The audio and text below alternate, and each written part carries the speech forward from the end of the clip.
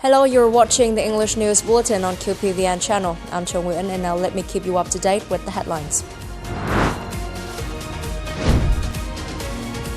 Prime Minister Phạm Minh Chính visits Military Medical University. The General Political Department Chairman Trịnh QUYET works with SAIGON Newport Corporation. Vietnamese Doctors' Day marked in Russia. On the afternoon of February the 24th, Prime Minister Phạm Minh Chính visited the Military Medical University on the occasion of the 70th anniversary of Vietnamese Doctors' Day, February the 27th, 1955, February the 27th, 2025. He hopes that the Military Medical University will become the leading medical and pharmaceutical universities in the country, particularly in training high-quality healthcare personnel and research in military medical and pharmaceutical sciences. Prime Minister Phạm Minh Chính sent his best wishes to the leaders and staff of the health sector in general and the Military Medical University in particular. Established in 1948, over the past 76 years, generations of lecturers and students of the Military Medical University have brought glory to the military medical sector as well as the country's medical sector, making an important contribution to the cause of caring for the health of soldiers and people.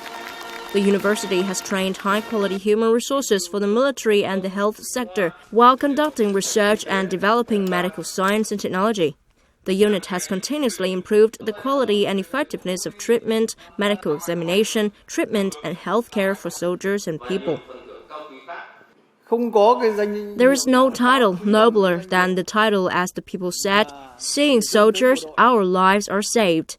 In combat, in the cause of building and protecting the national independence and sovereignty, soldiers have been the firm mainstay of the people.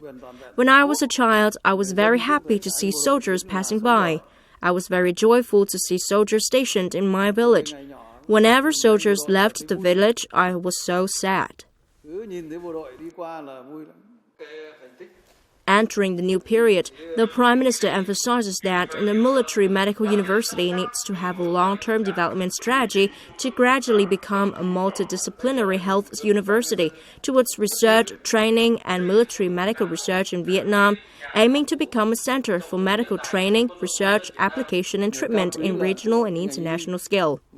To achieve that goal, the Prime Minister asked the Ministry of National Defense to direct the university to continue innovating and improving the quality of education and training, focusing on developing techniques, especially cutting-edge techniques, strengthening international cooperation, and building the unit into a smart university and smart hospital. Visiting doctors and patients at Military Hospital 103, the Prime Minister encouraged patients to actively receive treatment and quickly recover. He wished the hospital doctors and staff good health and continue making efforts for the health of the patients. On the morning of the same day, General Phan Văn Giang, Minister of National Defense, chaired a conference of the Central Military Commission Standing Board to review and decide on a number of contents, including giving opinions in preparation for the 12th Military Party Congress.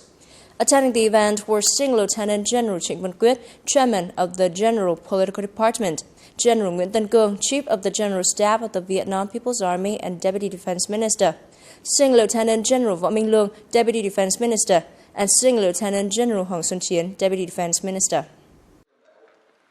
Over the past time, on the basis of thoroughly grasping and seriously implementing the leadership and direction of the Central Military Commission, as well as the results at the party committees, the General Political Department has studied, collected, and supplemented the draft political report of the Central Military Commission at the 12th Military Party Congress and continued to perfect the draft. General Phan Văn Giang highlighted the 12th Military Party Congress as an important milestone for the development, continuously affirming the solidarity, unity, bravery, wisdom, and fine traditions of the Vietnam People's Army through more than 80 years of its development under the glorious flag of the party. It demonstrates the determination to successfully achieve the goal stated in the resolution of the 13th Party Congress, which is to build a revolutionary, disciplined, highly skilled, and modern military by 2030.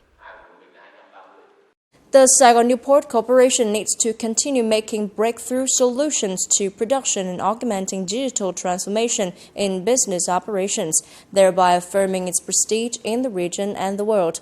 That was stated by CHINH Lieutenant General QUYET, chairman of the General Political Department of the Vietnam People's Army, during his working session with the Party Committee of the Corporation in Ho Chi Minh City on the afternoon of February the 24th. In 2024 and early 2025, the Party Committee of the Saigon-Newport Corporation focused on directing the successful completion of all assigned tasks.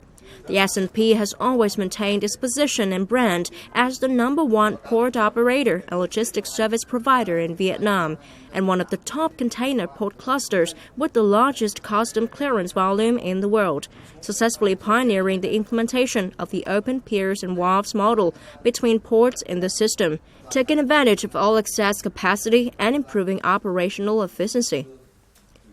CHINH Lieutenant General QUYET lauded S&P for its past achievements and growth, while asking the corporation to make careful and thorough preparation for the upcoming party congresses at all levels, continue to develop the corporation towards a marine economic development core, promote available resources and advantages in developing marine economy associated with maintaining national defense, contributing to lifting its standing in the international market. On the afternoon of February the 24th, the General Staff of the Vietnam People's Army held a conference to approve activities to celebrate the 80th founding anniversary of its establishment, September 7th. General Nguyễn Tân Cương, Chief of the General Staff and Deputy Defense Minister, chaired the event. The celebration of the 80th founding anniversary of the General Staff will feature the activities of dissemination and education, emulation and commendation, cultural and sport exchanges, military camping, scientific seminars, gratitude and mass mobilization activities, and troop reunions. Notably, the dissemination and education activities will be carried out through videos and documentaries, as well as dissemination sessions throughout the military and on the media across the country. The conference also approved a number of other activities, including a military band performance program to serve the masses slated for September 3rd on Đinh Tiên Hoàng Street, Hanoi, gratitude activities towards national heroes and contributors in localities attached to the past major campaigns or historical sites, as well as considering the organization of a military music exchange between the Vietnam People's Army and the militaries of China, Laos, and Cambodia. There is no military without the people. The people is the owner. The people are like water, and we are like fish. Those were the teachings of President Ho Chi Minh to officers and soldiers of the Vietnam People's Army. Since its establishment, the military always upholds the ideal of for the people in all activities. No matter where they came from, the military officers and soldiers are ever ready to dispatch to far-off border areas and islands to help people. Over the past time, such good mass mobilization models as connecting villages, connecting households, field trips of mass mobilization in ethnic minority areas, eliminating one hungry household, reducing one poor household, building charity houses for ethnic minorities, the bodyguard teachers, bodyguard spring warms the hearts of villagers, or presenting breeding gowns to needy border residents have been helping build solidarity, facilitate people to develop the economy, preserve and promote cultural identity values, while ensuring national defense security in the areas, effectively preventing and fighting crimes along the borders. We need to identify the mass mobilization work as both a function and a responsibility, a way to show our sentiment towards the masses. It is necessary to regularly innovate the content, form, and methods of this work in accordance with the characteristics of the socio-economic conditions of each locality, the customs and practices of the people. Over the past 5 years, the whole military has attached special importance to promoting mass mobilization activities, especially in remote areas, areas with large ethnic minority populations, border areas, and islands. the program to honor exemplary individuals and collectives in carrying out mass mobilization work in the ethnic minority in mountainous areas in the 2019-2024 period will be held at 8 p.m. tonight and broadcast live on QPVN channel. On this occasion, a new column named People of the Village will be launched by the Department of Mass Mobilization in accordance with the Army Broadcasting Center, in order to spread and honor meaningful and practical deeds, beautiful images of the civil-military solidarity between the alcohol soldiers and the people of ethnic minorities, contributing to promoting good and exemplary or new and creative mass mobilization models of the military.